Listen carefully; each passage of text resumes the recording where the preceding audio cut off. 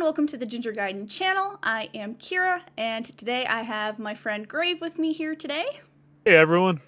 And this morning, it was funny, I called Grave up and I was like, you have got to go to Crunchyroll. The anime awards are up and we have thoughts on them, and we're going to share them with you guys today. To be perfectly honest, I've never really seen her that angry before first thing in the morning.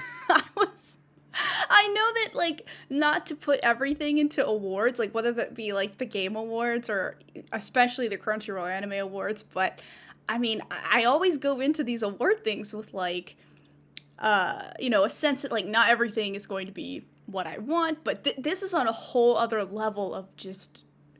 We're going to get into it. So what we're going to do is we're going to go through every single category for the Crunchyroll Anime Awards, and we're just going to talk about what was put up for nomination, what was left out, and just our general thoughts on it, and what our votes are going to be. So, Grave, let's take a look at the first one, voting for Anime of the Year. Not gonna lie, when I first saw this for Anime of the Year this morning, I did not expect a lot of these Netflix shows to be on here, and I was already immediately sad that all of the anime on my personal top 10 list for 2020 was not nominated for Anime of the Year. Yeah, the only one that was actually on my yearly top list was Jujutsu Kaisen. I think I had it at the third or fourth spot down. I enjoyed it, but it really surprised me how sporadic this choice seemed to be for them.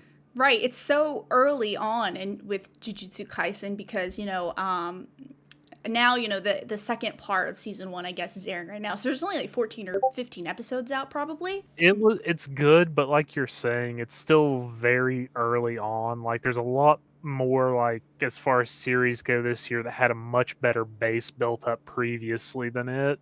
Right, and what I've heard from manga readers is that a lot of what is the core, I guess, of the series doesn't even happen in the manga until several chapters in. So I can't imagine that the anime... I mean, a lot of people really do like it. I have not yet watched this show.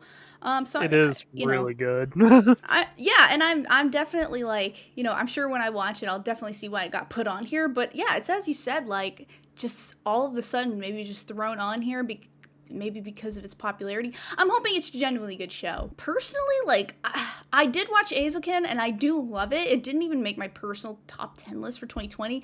I'm gonna personally pick Eizouken. Really, I don't have much to base it off of. It is a good anime. I do think it could, it deserves... If it got Anime of the Year, I wouldn't be upset. I wouldn't think it didn't deserve it. I think it definitely does. The two I kind of enjoyed on this list was, of course, Jujutsu Kaisen and Beastars. And Beastars, while I really enjoyed it, it's a very niche series. It's not something that absolutely everyone is going to enjoy. And totally it's not something normally I would even enjoy. Right. Like I said, it was good, but it didn't make my top 10 list for the year. So I'm glad to go with Jujutsu Kaisen for mine. Was there a certain anime that you wish would have been nominated or, for Anime of the Year? For me, I know that we both love Tonikawa. And Tonikawa was amazing. It's so great, but I understand it's not for everyone. Not everyone's going to be into those slice of life kind of romance comedy anime. That is the one problem that I think we always run into for Anime of the Year is it always gets overran by action and shonen every time. Yeah, and honestly, it's like I was saying just a minute ago, I'm actually surprised Welcome to Demon School Aruma-kun didn't get more, kind of traction, because it seemed like it had a good following there for a little bit. Yeah, it's not only in America too, here in Japan, that show's been pretty popular recently, and yeah, I don't know, it just seems like they went with a really big action / adventure kind of shonen-y kind of for nominees for this for Anime of the Year. But there's other categories, so we'll just pretend that whatever happens for Anime of the Year, I hope the best for it. But there are other categories to look at, so hopefully we can find something good out of these, right? So let's move on to Best Protagonist.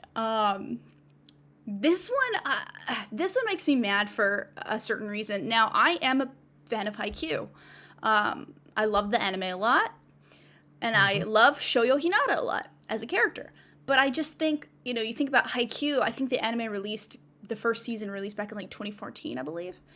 And you know, Shoyo Hinata, he is the main character. He's not even a new character that got introduced this year in the anime. He's is the main character. So it's like he's had 6 years of chances. Like if the Crunchyroll Awards had been going for 6 years, he's had 6 chances to like be best protagonist. So I just feel like he should not have been on this list as much as I do like Haikyuu. I would love like to see someone new. And The one that was kind of weird for me was, I think Natsumi from Decadence, honestly, because, like I said, Decadence was probably my dark horse of the year for 2020. I wasn't expecting to like as much as I did, and hmm. she's a really good character, but at the same time, like, she kind of got overshadowed by the supporting character a good bit too. I actually never saw Decadence. Is that another Netflix one or is this one a Crunchyroll one? It was Funimation, I believe. Ah, Funimation. Okay, yeah, I didn't watch this. She looks cool, but I just don't know anything about the show. And then there's On Us Voldigord Oh, from yeah, from Misfit from of Demon King Academy. yeah, like he's a funny character. Like he's extremely overpowered. I mean, ridiculously overpowered, but at the same time his personality is kind of dry. He has a humor behind him, but at the same time it's hard to say he's the best protagonist just based off of personality. What I was surprised about was Katarina Claus from My Next Life is a Villainess, All Routes Lead to Doom. This show, Mhm. which I did watch, definitely not again in my top 10 for 2020. Now, this one I can actually see because Katarina is, I think, a very enjoyable character, and a lot of people do love her. But as we're going to see in future categories, My Next Life is a Villainess got a lot of nominations, which I was very surprised about. I didn't realize that many people were like super into the show, and I don't think there's anything particularly interesting or special about My Next Life as a Villainess, but I can see why it's here. As far as Midori Asakusa from Keep Your Hands Off Eizouken, that is personally for me a good choice. I love that character.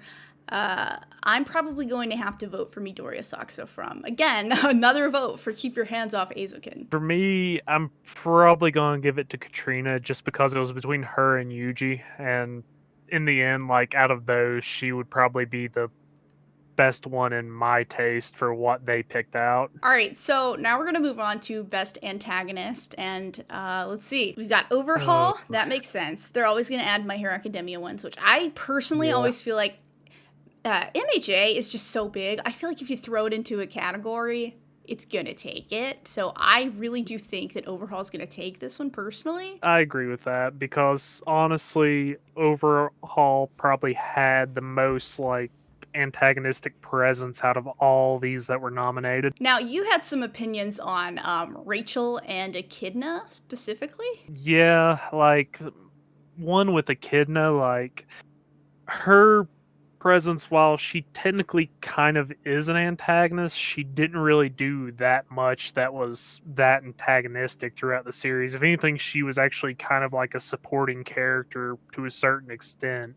Hmm. So I don't really feel that great saying she was best antagonist. And then going into Rachel, like once again, it's one of those things where, like you said, Overhaul just was he had the most presence, so like he was clearly one of the best antagonists on this list, but Rachel through the whole series didn't really have a moment to do much until towards the end, which I don't want to say anything and give it away, but Hmm. like her whole character didn't really become antagonistic till later on. Right, and I hate to just like throw spoilers in here, but I mean, let's be honest, it's saying vote for best antagonist and Rachel is here. So honestly, Crunchyroll Wars as a whole has kind of spoiled Tower of God anyway for people by E- doing this. ex- exactly. Yeah, like I was not that big into Tower of God personally. So honestly, like my pick here is gonna have to be Akito Soma from Fruits Basket, and I'm not even the biggest Fruits Basket fan like at all. I actually used to like kind of crap on the series back when it aired its like 2001 show, but I have enjoyed the remake, and I do think that this is a little bit of a different pick than everything else. I do think that Overhaul is also a good pick, but I just think he's gonna win, so I'm just gonna give my vote to the Fruits Basket choice. I'm kind of going to do something similar. Like, once again, if I was voting for who I thought was going to win and who I think should probably win, it's Overhaul. But Mm. just in the sense that I know Overhaul is going to win it. I'm actually going to vote for Sukuna from Jujutsu Kaisen, even though I've already voted for it twice. But even though he hasn't had that big of a screen presence, I really do like the attitude of his character. So I'm going to go with him just because he's fun. Well, for me, I didn't really watch a lot of anime this year that had direct antagonists. I mean, you think about like Tonikawa, there's no antagonist in that. Even Wandering Witch, it's not like one of my favorite shows of last year. Like there wasn't really like a main antagonist, and I kind of like that about anime sometimes, where the antagonist is not a person, but maybe more or less like the antagonist is time or a thing or a place. Um, so it was just this whole category. I wouldn't even know who to trade out. Yeah, and like once again, that's kind of the thing for me. Like I said, Echidna, I don't really. She had her goals and the things she was wanting to work towards, but I don't really consider her enough to be an antagonist. They could have took someone from Aruma-kun. There was actually a pretty good Mm, antagonist in that. yeah. Honestly, there's a few others that you could have pulled in, but realistically, it's like you said, there wasn't a ton of strong antagonists this season. Yeah, which is usually, I mean, I guess they have to pick some antagonists. Not having a real antagonist in an anime is not at all a flaw to me, but they should have added Actually, Mommy. They should have added Mommy from Rent a Girlfriend. Rent a Girlfriend, and actually another one I completely forgot about is I can't remember his name, but it's the blonde haired guy from Sword Art Online Hmm. War of the Underworld. He's the main villain in it, and he was actually a fantastic antagonist. That would have been another, like, that's the other thing is, like, all of these are, like, season two. There's two season twos and then a season four. So, like, if you were to take one out and then add in the Sword Art Online, that would just be, like, what? That's, like, season three or four or something for Pretty SAO. much. I think it's part 2 of season 4 or something Yeah, like that, but something like that. I hate to give it as much credit as I do, but it was actually one of the better Sword Art seasons, and I love just giving Sword Art a hard time as much as anyone. Dude, I no shame here. Like, I actually genuinely have never had that big of a problem with Sword Art. So let's move on to, here we go, best boy. I don't want to pick Hinata because he has had his chance and he already has a nomination for best protagonist. So I don't know why he also got into best boy. I don't understand that. Yeah, and, like, honestly, this is one of those that, like, I feel like they could have changed out a lot of these with no problem, Yeah. and it would have been a much better category. I mean, like, let's think about it. Like, if uh going I hate to keep going back to Tony Kawa, but it's something that you and we both enjoyed.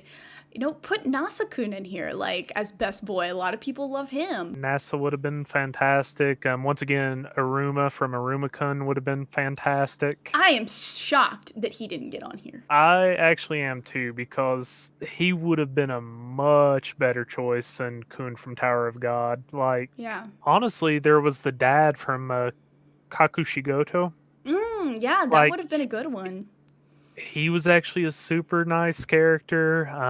And then outside of those two, there was another series called Air Last Crusade: Rise of a New World. The main character in it was actually a pretty cool guy.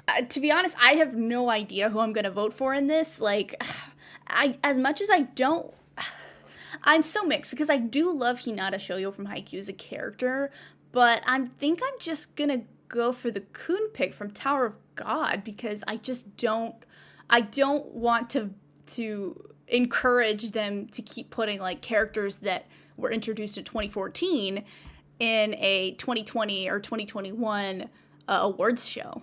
Oh, I'm really sounding like a broken record, but I'm going with Gojo from Jujutsu Kaisen just because as a character, he legitimately cares about his students. Like, he actually legitimately is a good person, and as I've dubbed him Upside Down Kakashi is probably one of my favorite characters from that show. Well, what does that make you on your fourth pick for Jujutsu Kaisen? And once again, it's not because okay, he would have actually stood a good chance in this category, I'm not gonna lie, but for the most part, it's not because I think Jujutsu Kaisen was this good. Like, I really enjoyed it. Like I said, it made my top 10, but it's just given the choices we have here, Hmm. that's kind of what it is. Like, I would love to pick any of the others at this point, but, like, with what they've given us, that's just how it keeps on falling.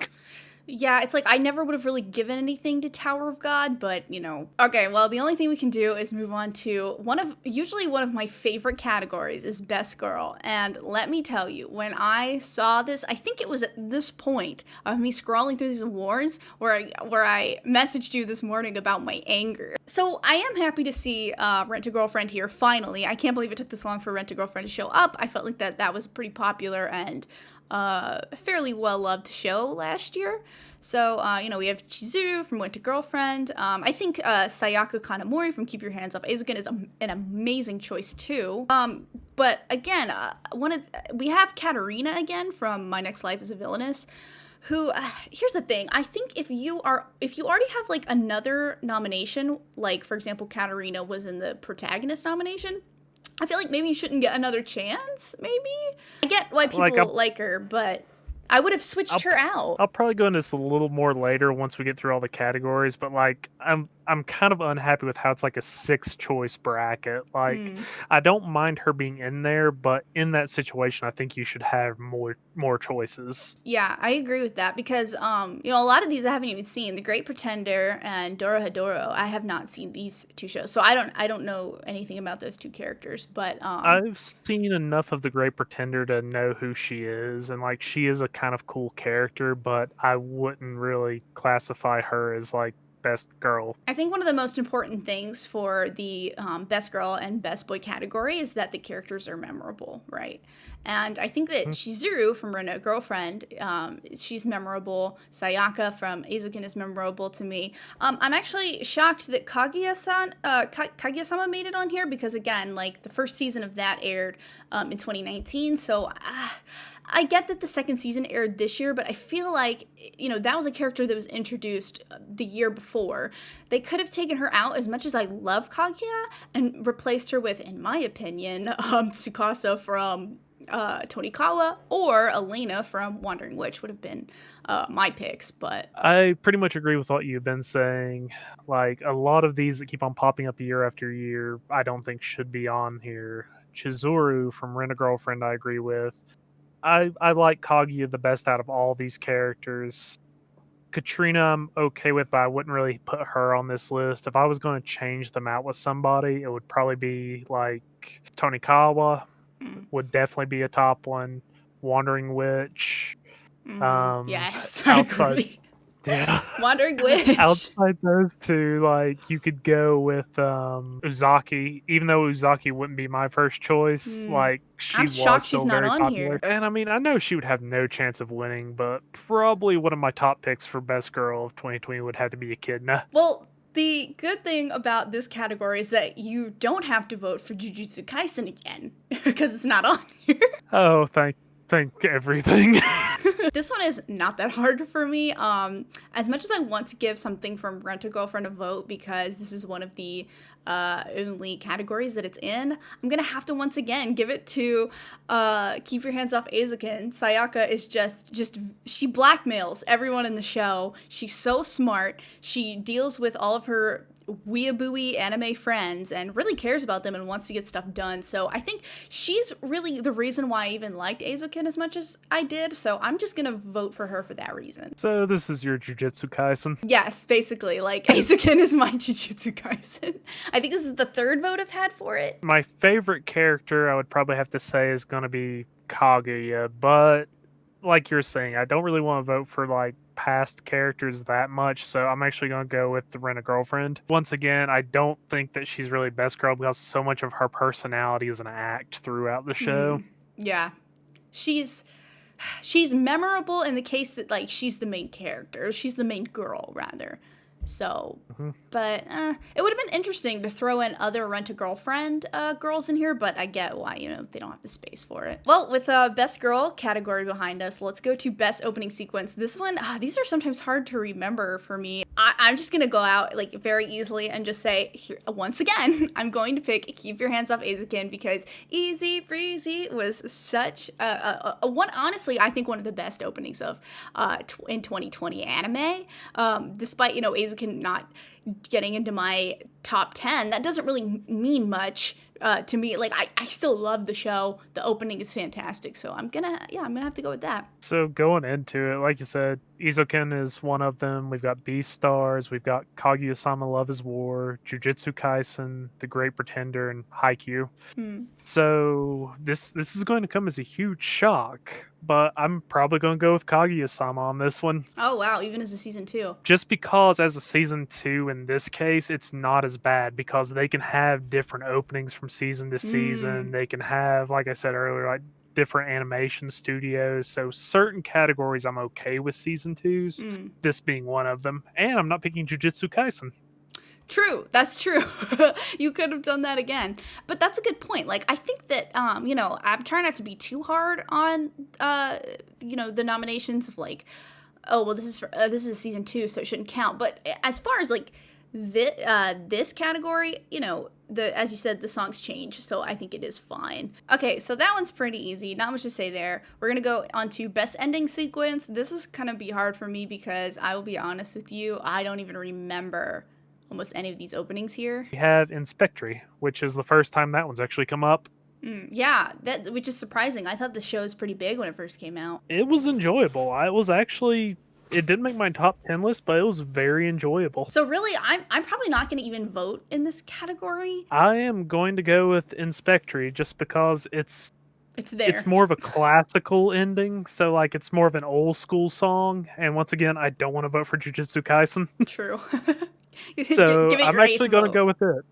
Yeah, it's one of the few I actually watched well enough to remember. So like I knew when I saw it on here, oh, I enjoyed that one. Well, because you voted for it, I'll just give it a vote. I'll just take it your word for it that it's awesome. And so that maybe, some of these other ones won't win.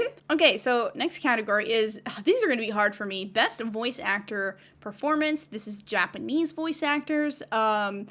We have, oh man, I'm actually really surprised that they put Wave Listen to Me on this because Wave Listen to Me was not popular like at all. Like I started watching it because it did take place in Sapporo, Hokkaido, like one of my favorite cities in Japan.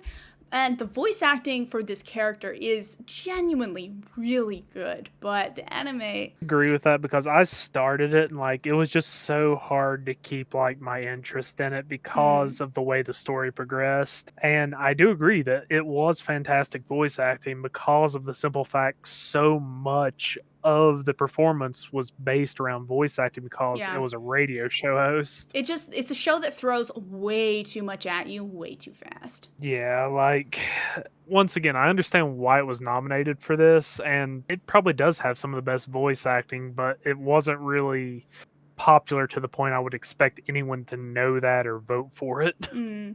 I'm actually surprised to also see Subaru here, given that, like, when did ReZero, I think ReZero Season 1 came out in 2017, if I'm correct. Yeah.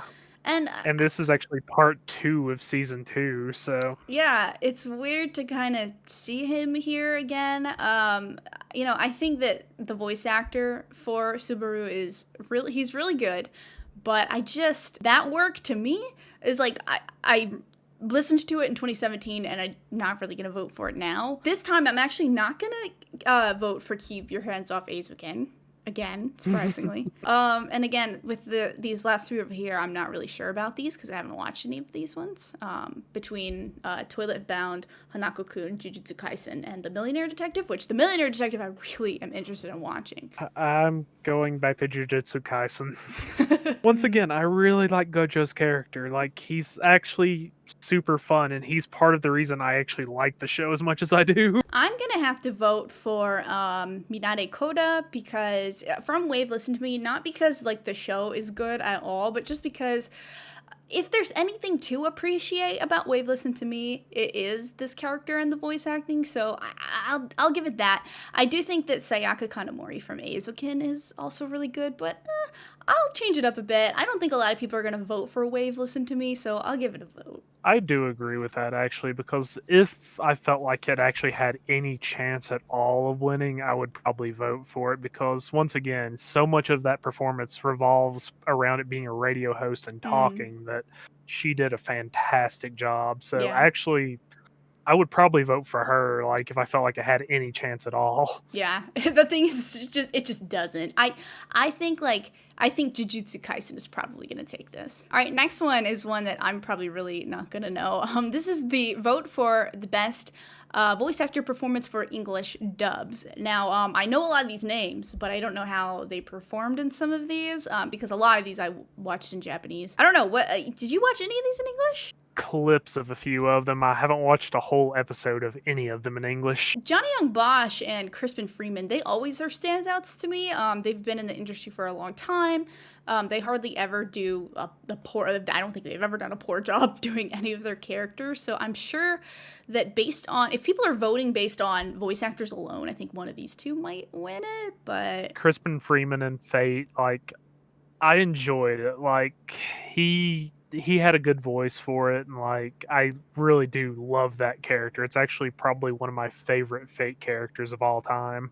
Fate is one of the few anime that I will watch in English. Like I love dubs. Don't get me wrong. I'm not sitting here being like, oh, dubs are garbage or anything. I love dubs. Like in fact, I watch My Hero Academia in the dub, and then I usually watch Fate stuff in the dub too. But yeah, I would imagine that. I think Fate Grand Order actually has a really good chance here because of how many people like Crispin Freeman and because of how many people like Fate. Yeah, like he's probably my second choice, but overall, I'm going to go with Echidna just because I want to see her win something, and I don't feel she was right for the antagonist category. So I'm going to vote for her on this one because I do actually like her English voice actor. I'll give it to Akinda. I'll take your word for it. Even though I watch ReZero in Japanese, and I don't think I'd ever change to English. I think most people watch ReZero in Japanese versus English. But I watched it in Japanese, but I just got curious what her English voice actor sounded like because I liked her so much. well, I'll give her the vote. All right, we're moving on to Best Director. Are we just gonna pick what we've usually been picking recently? For this one? I don't think so this time. Really? You're not? Well, look, I won't. I'm not gonna spend too much time just talking about it. But Masaaki Yuasa is just, he is. A lot of people were waiting for this show to come out because of his past works, and I think he's a very respectable director. Out of the choices we got here, like we've got Jujutsu Kaisen, which once again, I don't want to vote for because I've already given it so many. We've got Kaguya-sama, we got Tower of God, and we've got Great Pretender. But the one I'm oddly enough going to give it to is actually Decadence. Really? So, Yuzuru Tachikawa. Yes. I'm actually going to give it to him just because, like, the story behind Decadence threw me off so much because the first 2 or 3 episodes, I had no idea what was going on. And then continuing on from there, it just pulled me in, and each episode just kept me coming back. And like I said, it became my dark horse. Like I went into it knowing nothing, not even paying attention to it, and it became one of my favorites for that season. Man, So that I'm has actually me going to give it interested. to it just because of the way it told the story. It is extremely weird starting out. I will go ahead and tell you that because, like I said, the first 2 or 3 episodes, you are going to have no idea what's going on. Okay, so after Best Director, we have Best Animation. This is a category that a lot of people have gotten really mad about in the past, and man, we were both pretty surprised about these choices as well. I'm gonna let you take this one away because I know you had some things to say about the animation category. So The Great Pretender was really pretty, but once again, the story didn't really keep me invested enough to go into depth on how it looked throughout the whole series. So, I mean, I dropped off pretty early, but it was pretty for what I saw of it. The one that really made me angry getting nominated was Beastars, because even though I like the story behind Beastars, the animation is that just terrible CGI. Like it worked for what they were going for in the series. So I'm not saying it was terrible, like it ruined the show by any means, but it's not something I would put up for best animation by any means because I don't like the fact that it's so reliant on CGI and there's so many other things that were much prettier than it. I think Golden Kamui is Yeah. a beautiful series. Like they do so much work in that, just animating the backgrounds, the weather, everything about it is beautiful. Yeah, like Golden Um, Kamui, and even as a season 3, like I think it should have gotten like put on here for sure. and of course, I know you're going to enjoy this, but Wandering Witch. Dude, Like, you don't even get me started. there's just so many others I felt that would have deserved to be on this because Tony Ka was extremely pretty. Air Last Hmm. Crusade was very pretty. So many of these series looked very nice or had interesting art styles, and just it just grinds me really the wrong way that like Beastars got put up above them. Well, I think like, we talked about Rent a Girlfriend being on here, and like while Rent a Girlfriend is not the most action packed anime of last year, it is still animated very beautifully. You've got just beautifully animated characters. The emotion on their faces when they're upset or angry is some of the best that I saw last year. And so I wish they would have at least given it a chance here. Once again, there's just so many others that could have been on here.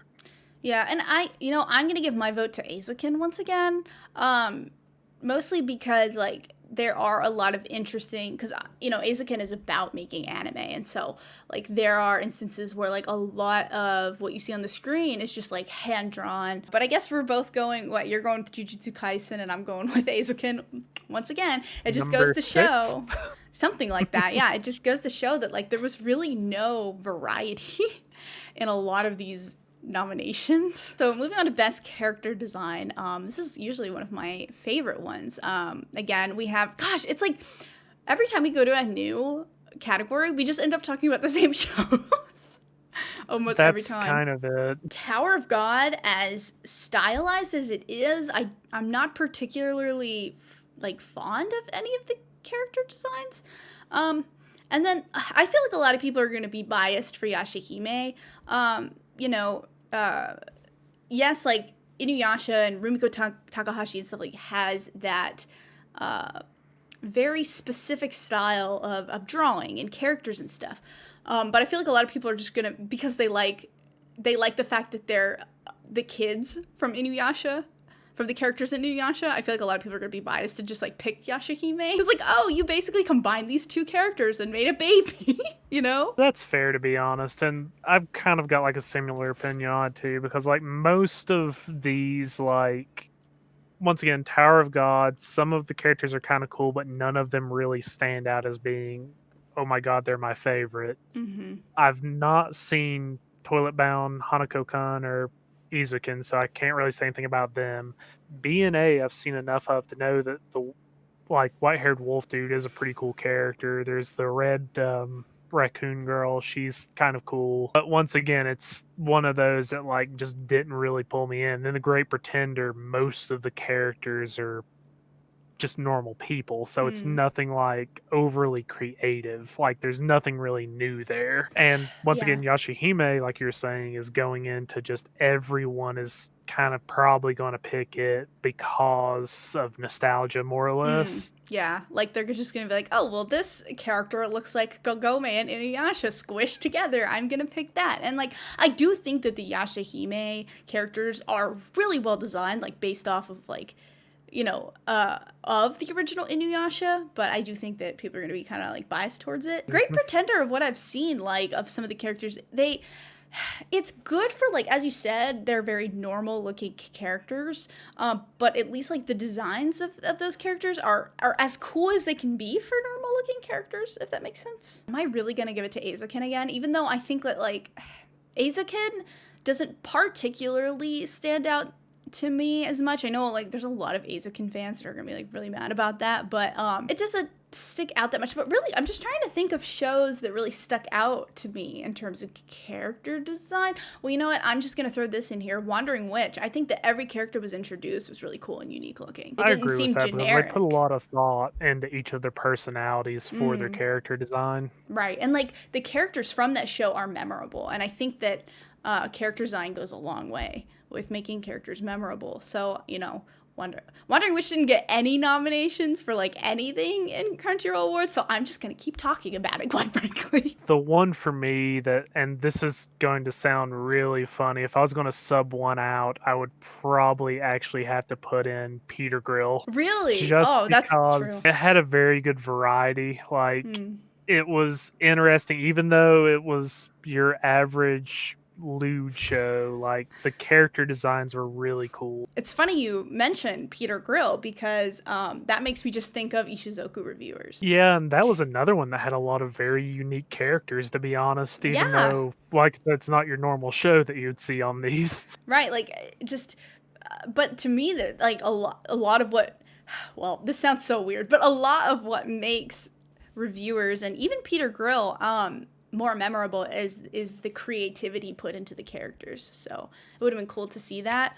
I also would say that it would have been cool to see Monster Girl Doctor, which I know I'm like alone in the world of like Monster Girl Doctor. I thought I loved that trash. I thought it was hilarious. And one other one that, like, I would actually wanna bring up is Aruma-kun, which, like I said, it got Mm, almost no attention whatsoever in this, and, like, most of the characters are really nice in it, yep. like, they all have individual personalities, they go into their backgrounds, abilities, their appearances, all of that in the show, so I'm surprised it didn't actually get nominated. I do think Toilet Bound Honaku-kun has some pretty cool character designs, but I'm just gonna have to pick Azukin again, not because I think that it's that unique. It's just a part of me wants to pick Great Pretender, but I'm gonna just stick to Azukin. I'm really torn on this because, like you said, Great Pretender was good, but it wasn't that memorable for me. I really want to pick BNA because like there was so much variation in that show, and like there was a lot that makes me want to pick it. But like I said, I'll admit it's probably nostalgia swaying me a little bit. I'm gonna go with Yashahime just because I do Mm. like the thought process carrying over from the original. I will be the first one to admit there is some bias in that. Right, but I think it's fair. I mean, especially when it's put up against some of these others, like I can see why people are going to pick Yashihime. Okay, so the next category is best fight scene. Man, to be honest, like a lot of what was on my list for anime this year was not very like action heavy or fighting heavy. A lot of the ones on mine are like slice of lives and romances and stuff like that. So this one's gonna be a little hard for me. I watched most of these. Like, actually, I watched all of them except for Akuma Drive. Oh man, I want to watch Akudama Drive because I hear it's like a cyberpunk feel, and I live for cyberpunk stuff. So I cannot believe I have not watched this, but it's definitely on my list. Like, it just kind of fell off my radar somehow. But Yeah, like I same said, for most me. of these I've seen. I'm going to go ahead and say it. I think the overhaul fight is going to win. Oh, And absolutely. I can't really say that I disagree with it Mm, because the overhaul fight is beautiful. I it mean, is. everyone has Mm. seen that fight, even if they don't watch My Hero. Right. I have to agree. I'm gonna go ahead and just vote for it because I know that that's just what I'm going to end up going with. And it's like we're not just picking it because it's My Hero Academia. Like I'm so weird on My Hero Academia. Like there's parts of it that I like, and then there's like seasons that are a snore fest for me. But I will have to admit that the Deku versus Overhaul fight, like that whole like the whole rescue arc in the beginning of season 4 is just I don't know, like that whole fight made me on the edge of my seat the entire time. And it's been a while since My Hero Academia had done that for me. The Jin Mori Jagal fight, like that, it was cool to watch, but it wasn't really investing that much for me. So I put it at the last spot.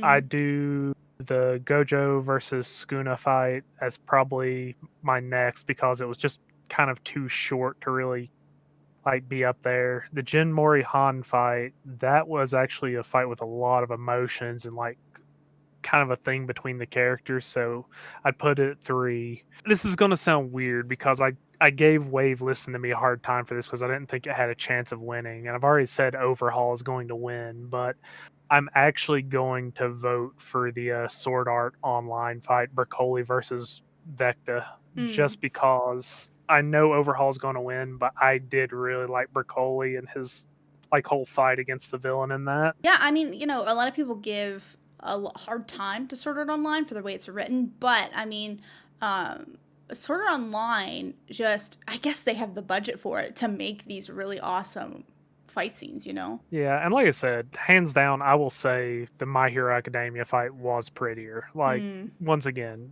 it's gonna win. It was the prettiest out of all of them. I'm just voting for Sword Art because I know it's gonna win, so I just kind of want to give it some credit. Okay, well, we'll move on to Best Drama. The nominees for this are Fruits Basket, Great Pretender, Sing Yesterday for Me, finally, Japan Sings 2020, Beastars, and Somali and the Forest Spirit. We finally see Sing Yesterday for Me. Finally. Yeah, that was probably actually my overall favorite for the entire year. Like, I love Tonikawa, but for some reason, Sing Yesterday just stood out to me as like, I just fell in love with it, honestly. Yeah, same. And like, it's a shame that it took this long to finally get to. I mean, I was hoping that maybe Haru would be in the best girl category. She was a very good character, and like, I'm surprised because with her upbeat attitude through most of the series and just how, like, I would say wholesome she was for a good part of it and fun, it is weird that she wasn't even really talked about in that category. And like, I just remember when Sing Yesterday for Me aired, a lot of people were talking about Haru and how like cool and cute she was, and like how she always had the raven with her and stuff. And I don't know, I think she would have been a good pick for best girl, but alas, there is there's a chance for it to win best drama. We also have Japan Sings here, which I think is the dumbest show that came out in 2020. I think Japan Sings is like, it's terrible. I don't even want to get into it, so I won't be voting for Japan Sings. I can see it winning just because a lot of people watched it, and like, I don't know, if people enjoy it, they're a little weird, but I can also see Beastars and Fruits Basket taking this one though. Yeah, I could honestly see Beastars taking it because it was very popular, even for people that normally aren't into anime, oddly enough.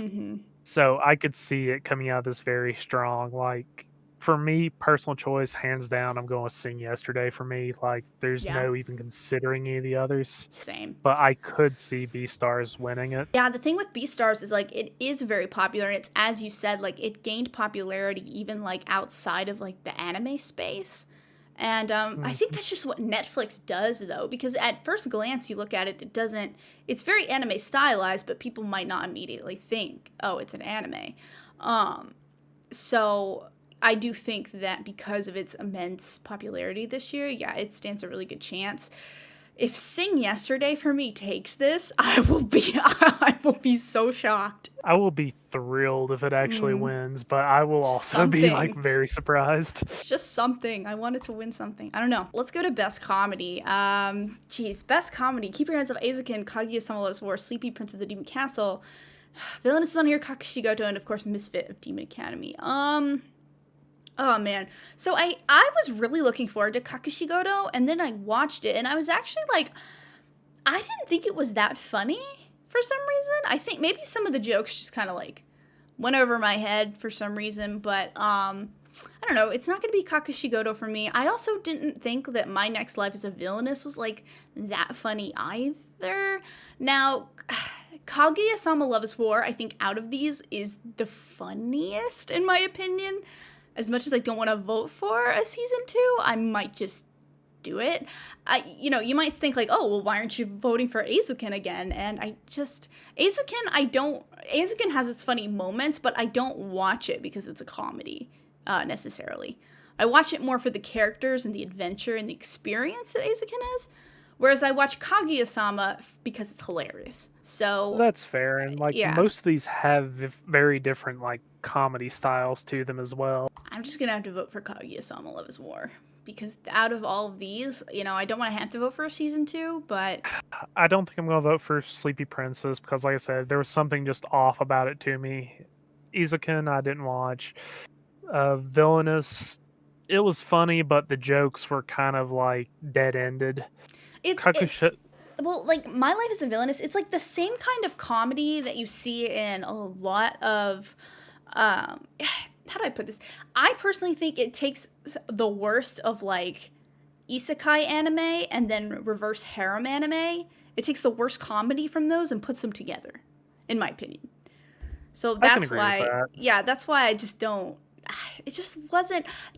The only people that I know that like super think that this show is funny are mostly people who are super into Otome games and are into that kind of comedy in the first place. But to me, it's just a miss. Yeah, and like Shigoto, like I saw the comedy in it, I enjoyed it, but like you are right, like it wasn't like I can't breathe, I'm laughing so hard. It was Right. honestly more of like a slice of life, kind of just feel good story. So, and Demon King was just the humor was very dry. So I'm gonna go with Kaguya-sama too. Kaguya-sama it is.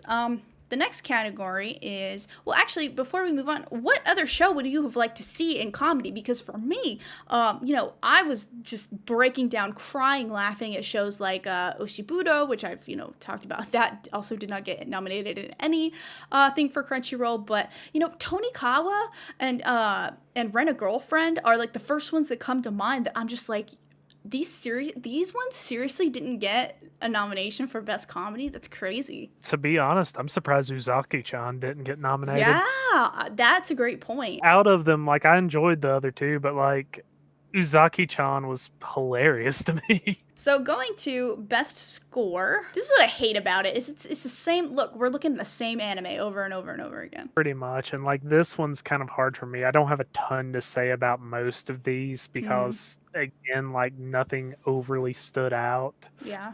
But like I knew The Great Pretender had a pretty good soundtrack. Beastars was okay. Tower of God and God of High School were about the same to me. Like overall, like I'm probably gonna vote for Tower of God just because it's the only one that I can really remember that well. Yeah, Tower of God doesn't stand out to me either. Neither does Japan Say. In fact, like I can't even remember any score from like Japan Sings 2020 at all. If Azuken, like if the Azuken original soundtrack started playing right now, I would be able to be like, oh, okay, yeah, that's from Azuken. It's familiar, right? So I'm just gonna go. Once again, we're picking Azuken. Like there's a bunch of other ones. Like I would be fine putting season twos in this one because Mm, like there is enough to like be able to, have a variety. right. For once, I would actually like to probably vote for Jujutsu Kaisen, Sword Art. Golden Kamui has fantastic music most of the time. There's a bunch of other ones I would like to have seen in this, but like I said, like I probably wouldn't even vote on this if I couldn't remember a little bit of Tower of God. Like other than that, like I don't remember anything hardly. The next category we have is best couple, and finally, we have a Tonikawa nomination here. This is honestly a crime. Yeah, I agree with that. And like honestly, this one's going to be super easy for me. Me and you both. Um, we know we're both picking Nasa Yuzaki and Tsukasa Yuzaki. It's just like that's what's gonna happen. Yeah, Obviously, they're the there's best no couple. hesitation. They're the best couple, and like Kaguya Shinomiya and Miyuki Shirogane from Kaguya-sama Loves War is if the Tonikawa If it stuff wasn't wasn't on a here, second season, yeah, if it wasn't a second season and like if Tonikawa wasn't already on here, that would have been a good second pick. But I am really glad that they're here. Of course we have the Rent a Girlfriend. It's weird to put Rent a Girlfriend on here because it's like they're a couple, fake that couple. was yeah, that was kind of my thing with it too as well. Yeah, they are cute together with their interactions. I do like seeing them together and stuff, and I know quite a bit of the story, so like I enjoy like going through it with them, but at the same time they're not really a couple. Do you have thoughts on like the Inspector nomination? Yeah, once again, like towards the end of the series, like I enjoyed seeing them together. Like their interactions were hilarious, but he he blows her off a lot. Like they're not really a functional couple through most of the series. That is kind of a goofy one to me. Just like Rent a Girlfriend, Beastars, same thing. There's a lot of like it's cool, but at the same time they don't really mesh well for a lot of the series. I guess it's just when you put Tonikawa, there's just no competition at all. And like I guess like that's the standard. Like Tonikawa set the bar for best couple of 2020 for me, and none of these other ones measured up. It would have been cool to put Sing Yesterday on here, I think, but Having prediction on who's going to win though? prediction for who's gonna win. Jeez. I think that Tonikawa has a really good chance, especially because Tonikawa hasn't been nominated for any of these other categories. I think that, the Tonikawa fans are going to rise up and we're all just gonna, vote for Tonikawa to help it as much as we can. But I do actually see, Beastars taking over, and I could see Kaguya-sama Love is War winning 2. I don't really think that Villainous, I don't even think Rent-A-Girlfriend either, or Interspector have a chance, really. I think it's really going to be between Beastars, Tonikawa, and Kaguya-sama Love is War. Again, it's the same thing that I've said. Like, Beastars does have such a big and faithful and passionate fan base, so, you know, they could one-up Tonikawa, but I'm really hoping they don't. Thinking in this category, it's going to be between Tonikawa, Kaguya-sama, and I'm actually going to like disagree on Beastars and go with Rent-A-Girlfriend. Like, Really. I think it's going to be between those three. I think that And I think Rent-A-Girlfriend actually stands probably the upper chance of being the one to beat Tonikawa if it does. Really, see, the only reason why I didn't think so is because I would think that, like, maybe if people don't like Chizuru, they wouldn't pick her. People really like Chizuru. Okay, so we're at our very last category. Dragon Quest being on here is very surprising to me. I would have immediately, personally taken that one out and thrown in Wandering Witch, because Wandering Witch is like the epitome of a really good fantasy series to me. Yeah, like I would probably throw in Wandering Witch. Aruma-kun would be another one. Yeah.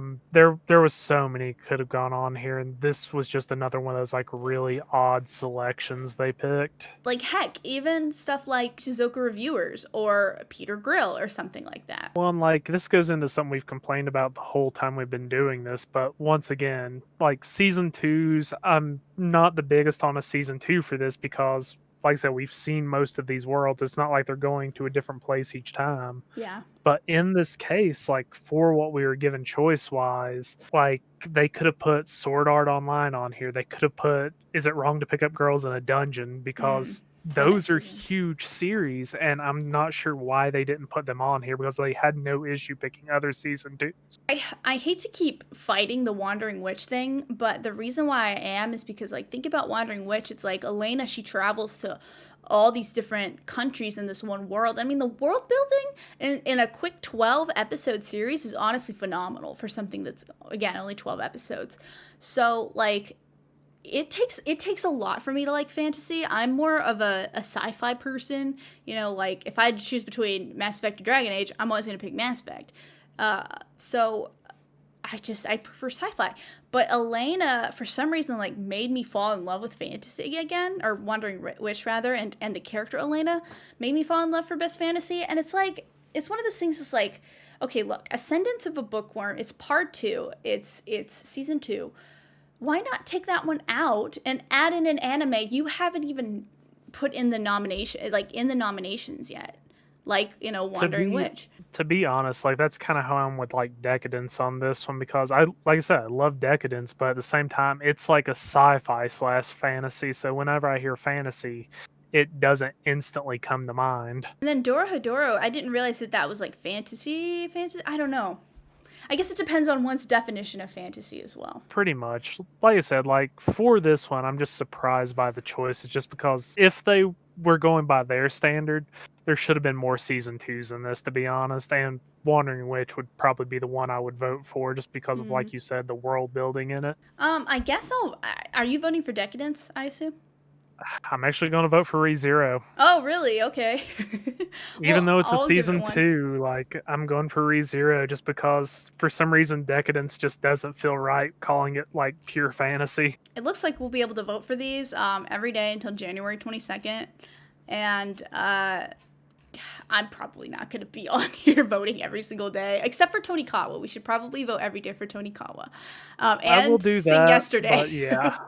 And Sing Yesterday. But it's just like, you know, we're not trying to be one of those people who's like, well, my favorite anime didn't get on there. I mean, my favorite anime of the season, Oshibudo from last year, didn't get in here at all. And I understand why. But I will say that it's just like, again, we were going through every single category we went through. We were just talking about the same anime again and again and again. And I think there needs to be more variety in what anime they choose per. Well, and I was actually going to bring this up. Like, one thing I think we should probably talk about just a little bit is like how we think this could be improved in future years. Yeah. So like take a fan vote at the beginning, right? Like, a fan vote would be very good. I also, like, say they could put in more choices because, I mean, 6 for some of these categories was very limiting. I mean, that It's is not really that much more work for a lot of them to actually add in, like, say, 10 choices for best girl or something. right. Like you're like 6 categories. I mean, that is like less than half of of anime that airs a season. Yeah, and as much as we griped about the season 2 stuff, I think they should have a best continuation to actually Yes. throw, like, some of the second seasons in. Right. Like do best continuation and then, have people vote on that and then be done. Like ReZero had its time, now like almost 4 years ago now, and same with Haikyuu. I mean, Haikyuu like at this point the anime came out like 6 years ago now almost. So it's just we want to see I when I watch anime of 2020, I really concentrate on a lot of the new stuff. And I will pick up the second seasons and watch them, but you want to go into these awards thinking back on like what is new. At least I do. I don't want to vote for something that came out in 2014 in a despite it being a new season with new content, new music, new animation, and whatever. But I don't know. It's just like putting Hinata Shoujo in the best protagonist category to me is just it's a bit weird.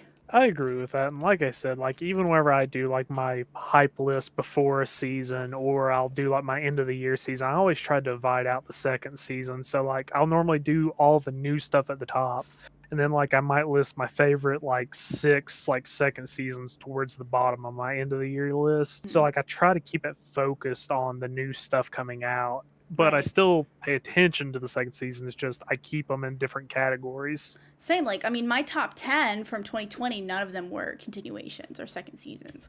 Probably Mhm. in the top 15, there were probably not any second seasons. And not to say that any of the second seasons were bad, just like that's what I want to concentrate on. And hopefully in the future, Crunchyroll can like concentrate on that. But again, like, we're not sitting here expecting that much from the Crunchyroll Anime Awards. So, I can rank my top second seasons very easily, but like it's just hard because like you're doing it by such a different standard. Like there's certain shows I love like No Guns Life that I know would have no chance on these lists even as a second season, but at the same time it's like I like to see it kept apart in a certain way. yeah, there's a lot of stuff on my top 10 list that didn't make it, and I'm trying to be reasonable. Like, I loved the Fishing Girl anime, which is like Diary at Breakwater. I personally thought it was amazing, but I know most people are not. And so, should that be on here? No, I don't. But if I genuinely think an anime should be on here more often, like Tonikawa, like Sing Yesterday for me, like Wondering Witch especially, then I'm gonna voice that opinion. There's an objective standpoint to it because like there's the popularity standpoint and then there's actually like okay, I can appreciate this for the quality that was put into it. Well, I think that's going to wrap us up. We have been talking about anime for like an hour. That's it, guys. We hope you enjoyed this video, and I hope you guys enjoyed us just talking about the anime that aired last year and just these Crunchyroll Anime Awards. If you liked the video, please like it. If you'd like to see more content like this, please let me know down in the comments section. Don't forget to subscribe if you haven't yet. And Grave, thank you for taking an hour and a half of your time to talk about anime with me. No problem at all. I honestly had nothing better to do at 1 or 2 in the morning, so I would like to say one thing though before I leave. I would just like to say thank you to everyone for listening to us for, however long this video ends up being, and on top of that, I just want to say that at some point in your anime watching life, your taste is systematically flawed more than likely, and you need to realize that just like I realized my taste is terrible sometimes. I knew there was going to be insults thrown in there. I knew it was coming. Everyone has terrible taste at some point, myself included. Alright, guys, thank you so much for watching this video. I will see you in another video very soon, and I'll play with you some other time. Bye!